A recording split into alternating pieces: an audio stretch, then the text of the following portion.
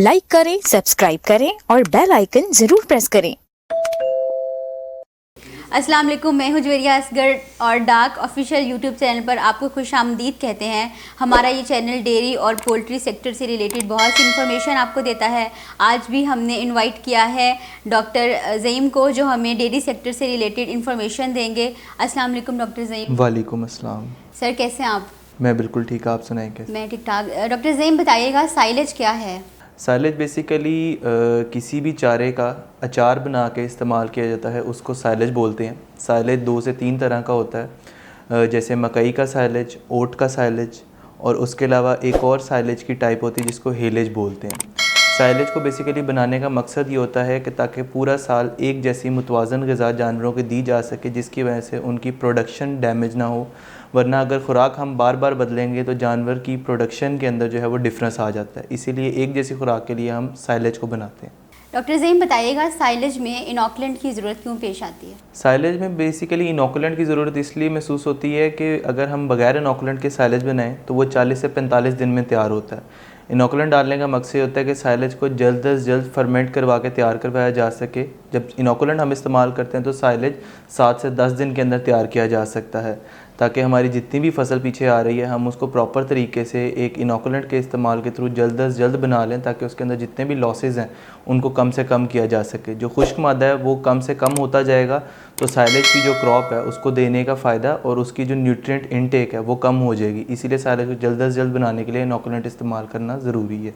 Doctor Zaeem बताइएगा, साइलोसॉल्व FC बाकी इनॉकुलेंट से किस तरह मुख्तलिफ है? देखिए, मार्केट में मौजूद इस वक्त 5 से 6 तरह के इनॉकुलेंट जिसके अंदर डिफरेंट बैक्टीरिया इस्तेमाल होते हैं। इनॉकुलेंट बेसिकली वो चीज़ है कि लाइव बैक्टीरिया जिनके इस्तेमाल से साइलेज को जल्द अज जल्द बनाया जाता है। अब साइलेज जल्द अज जल्द बनाने के लिए इनॉकुलेंट का इस्तेमाल करना ज़रूरी है, मगर इनॉकुलेंट इस्तेमाल करने का सिर्फ़ और सिर्फ यही मकसद नहीं होना चाहिए कि साइलेज जल्द अज जल्द तैयार हो। उसका मकसद ये होना चाहिए कि आपका जो साइलेज है उसका ड्राई मैटर लॉस कम से कम हो और उसकी न्यूट्रिएंट प्रोफाइल ज़्यादा देर तक स्टेबल रहे। उसके लिए बैक्टीरियल स्पीशीज़ बहुत ज़्यादा मैटर करती हैं। मार्केट में मौजूद बैक्टीरिया जो कि इनॉकुलेंट्स के अंदर मौजूद हैं वो डिफरेंट है, मगर साइलोसॉल्व FC क्रिस्टन हैंसन की एक एलीट प्रोडक्ट है। क्रिस्टन हैंसन बेसिकली दुनिया की सबसे बड़ी कंपनी है जो कि माइक्रोबायोलॉजिकल सेक्टर के अंदर डील करती है, जो सिर्फ और सिर्फ बैक्टीरियल कल्चर्स बनाते हैं। पूरी दुनिया के अंदर माइक्रोबायोलॉजिकल सेक्टर के अंदर जितने भी बैक्टीरिया और एंजाइम्स इस्तेमाल होते हैं वो क्रिस्टन हैंसन के इस्तेमाल होते हैं। दुनिया का सबसे बड़ा बैंक क्रिस्टन हैंसन के पास है।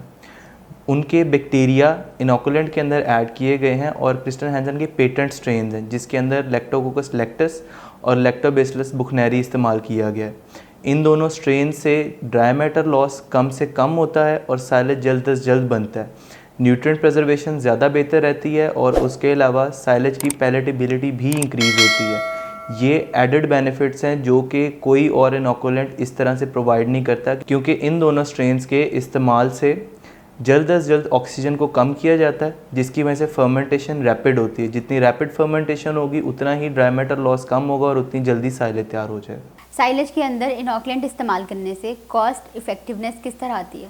देखिए, साइलेज के अंदर जब भी हम इनॉकुलेंट इस्तेमाल करते हैं, इनॉकुलेंट की कॉस्ट पर केजी 15 से 16 पैसे फ़ी केजी पड़ती है। अब उस 15 से 16 पैसे फ़ी केजी के अंदर हमें क्या क्या फ़ायदे मिलते हैं, हम उनके ऊपर बात करते हैं। सबसे पहले तो साइलेज जो आपका 40 दिन के अंदर तैयार होना था वो आपका 10 दिन के अंदर तैयार होगा। जो फर्दर 30 दिन की वजह से जो आपके ड्राई मैटर लॉसेस हैं, जो ड्राई मैटर पर केजी डिक्रीज़ है, उसको कम किया जाएगा इनॉकुलेंट के इस्तेमाल से। जैसे हम एक क्रॉप बना रहे हैं जिसका ड्राई मैटर 34% है, तो जब हम 40 दिन में उसको तैयार करेंगे तो उसका ड्राई मैटर 30 या 29 तक आ जाएगा। जबकि हम इनॉकुलेंट का इस्तेमाल करेंगे तो वो 10 दिनों के अंदर तैयार होगी और उसका ड्राई मैटर 32 से 33 तक रहेगा। इस ड्राई मैटर के लॉस को प्रिवेंट करने की वजह से हमारा जो साइलेज का वेट है वो ज़्यादा आता है। जबकि 40 दिन के अंदर ड्राई मैटर लॉस अगर ज़्यादा हो तो हमारे पास ओवरऑल साइलेज का वेट डिक्रीज़ हो जाता है, जो कि हमारी कॉस्ट ज़ाया जाती है। इसलिए इनॉकुलेंट इस्तेमाल करने से हम 15 से 16 पैसे खर्चने की वजह से जो ड्राई मैटर लॉस है, जो कि 6 रुपये फ़ी केजी साइलेज पड़ेगा, उसको बचा सकते हैं।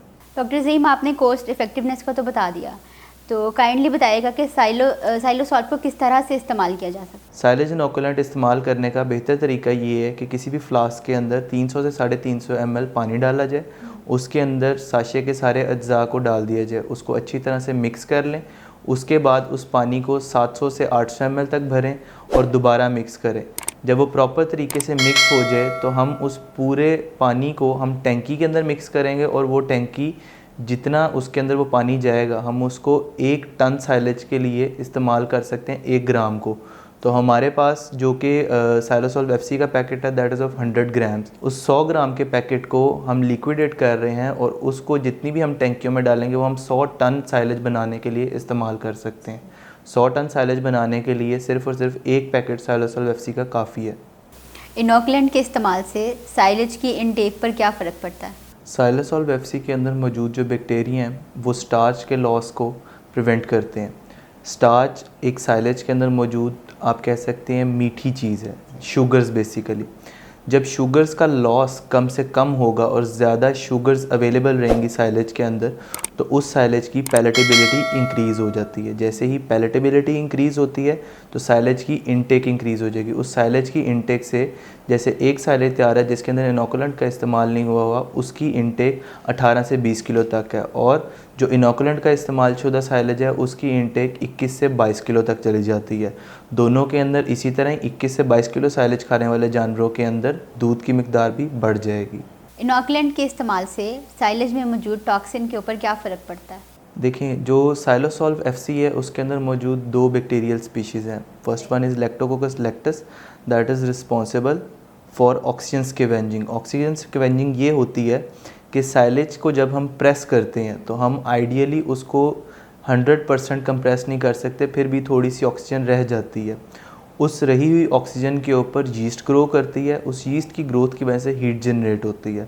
उस हीट की जनरेशन की वजह से वहाँ पे क्लोस्ट्रीडिया ग्रो करता है जो कि टॉक्सिन्स प्रोड्यूस करता है। वो टॉक्सिन्स वाला साइलेज जब भी कोई एनिमल खाएगा तो उसकी इंटेस्टाइनल हेल्थ और उसकी परफॉर्मेंस डिस्टर्ब होगी। जो लैक्टोकोकस लैक्टिस है वो क्या करता है, उस ऑक्सीजन को ख़त्म करता है। जब वो उस ऑक्सीजन को ख़त्म करेगा तो यीस्ट नहीं ग्रो करेगा। जब यीस्ट अल्टीमेटली नहीं ग्रो करेगा तो there will be no growth for clostridia perfringens जो कि सबसे ज़्यादा साइलेज के अंदर मौजूद होने वाला टॉक्सिन है। और क्लोस्ट्रीडिया नॉर्मली हमारी ज़मीन के अंदर होता है जो कि हमारी फसलों के अंदर भी होता है। उसको मौका मिलने पे वो ग्रो करता है, अगर उसको मौका नहीं मिलेगा वो ग्रो नहीं करेगा। अगर वो ग्रो नहीं करेगा तो अपने टॉक्सिन नहीं प्रोड्यूस करेगा और वो उसके प्रोड्यूस टॉक्सिन की वजह से दूध की क्वालिटी, दूध की मिकदार और जानवर की सेहत, ये सब चीज़ें जो है वो इफ़ेक्ट नहीं होंगी। बहुत शुक्रिया डॉक्टर ज़ईम, आपने साइलेज से मुतालिक बहुत सी इन्फॉर्मेशन हमारे साथ शेयर की। इस तरह की मज़ीद वीडियोस देखने के लिए सब्सक्राइब कीजिए हमारा चैनल डाक पाकिस्तान ऑफिशियल। इजाज़त दीजिए डॉक्टर ज़ईम और अपनी होस्ट जुवेरिया असगर को। अल्लाह हाफ़िज़। लाइक करें, सब्सक्राइब करें और बेल आइकन जरूर प्रेस करें।